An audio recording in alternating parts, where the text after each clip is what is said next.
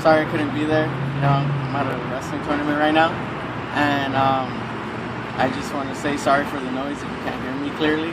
I'm talking as loud as I can right now. There's a freeway right here, and to start, my chapter is chapter 20, section 2, by me. And what I'm going to be talking about in this chapter is how does the Constitution protect every American to live in freedom? What is the 13th Amendment? What is the Second Amendment? What is the Third Amendment? What is the Fourth Amendment? And what is the exclusionary rule? And you can see right here. So Ms. Posada, you can pause it for everyone to look at. So yeah, and next slide. The 13th Amendment. The 13th Amendment was added to the Constitution in 1865, ending over 200 years of slavery in this country. Section 1 of this amendment declares neither slavery nor involuntary servitude shall exist with the U.S. or any place subject to their jurisdiction. Section 2 of this amendment gives Congress the express power to enforce this article by appropriate legislation. Until 1865, each state could decide for itself whether to allow slavery, but with the 13th Amendment, that power was denied to them and the national government. Here's the slide. Next slide. Alright, the 13th Amendment in effect. The Jones versus Mayer case in 1968. Mayer had refused to sell Jones a home based on his race. The court upheld the law declaring that the 13th Amendment abolished slavery. The court quoted, under the 13th Amendment, it includes the freedom to buy whatever a white man can buy, the right to live wherever a white man can live. And Jones won that case. In Runyon versus McCrary in 1976, two private schools refused to let two African American students into their school.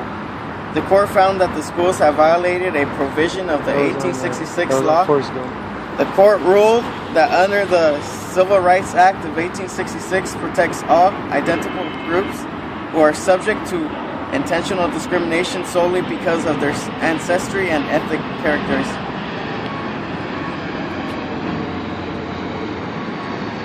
Alright, next slide.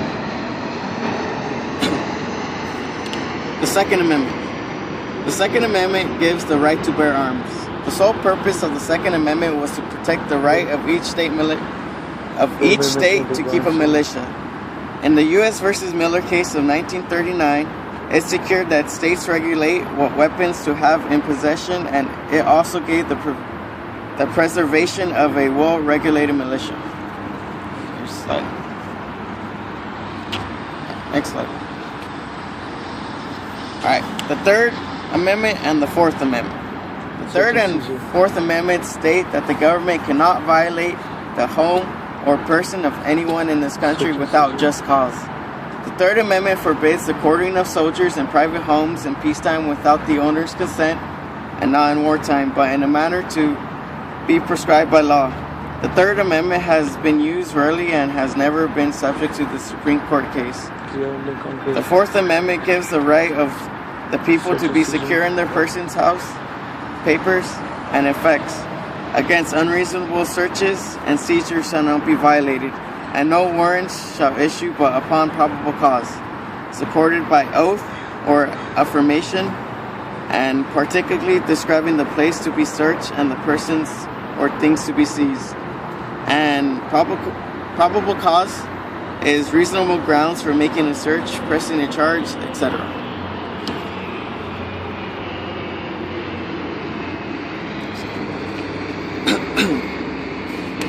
The Fourth Amendment in effect. Florida versus J.L. 2000. Miami police received a tip from a stranger that a teenager was concealing a weapon. The police located the man and searched him, found a gun in his pocket, and arrested him. The Supreme Court held that the police have enacted illegally because they did not have a proper warrant. The police officers just had a tip from a stranger and had no hard evidence. Slide. And for the Third Amendment, there wasn't really anything about it because we haven't had a warrant like since forever. So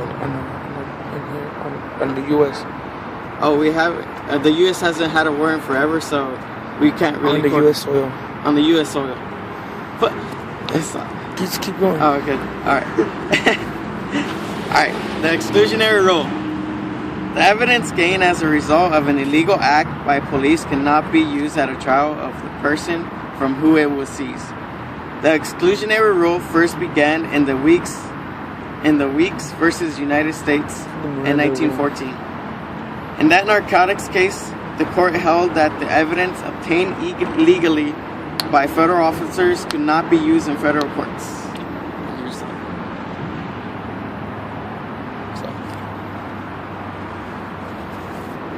Alright, the exclusionary rule in effect. In the Mapp versus Ohio case in 1961, Cleveland police had gone to the Dollar Eat Mapp's home to search for gambling evidence.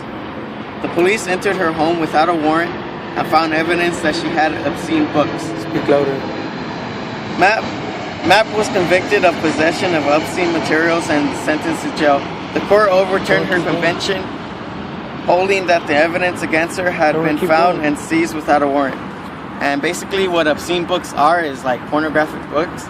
And back then, pornographic stuff was actually illegal, so yeah. Here's the slide. Oh, and I misspelled police, so yeah. And that's my presentation. Hope you guys have a good weekend. Thank you for everything. And thank you for everything, Ms. Fasala, for giving me a chance to actually do this. And yeah, don't do anything stupid, guys. Bye.